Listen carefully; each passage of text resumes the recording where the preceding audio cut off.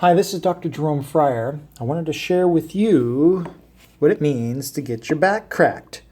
And this is a lumbar model, L3, L4, L5, and the sacrum.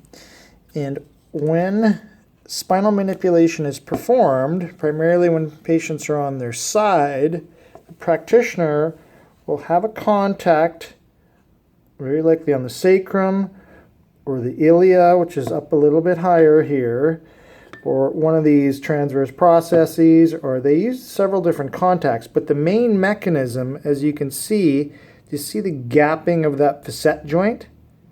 Like this. So a quick push will render a gapping very similar to when a finger is pulled. So this knuckle is very similar to the facet joint, that it lives right here, and there's one on each side. So often the practitioner will roll you over on the other side to gap the contralateral side. Right? Now there's a model that I've created to help explain that. You can see that this one, under flexion load, will herniate the nucleus. Right?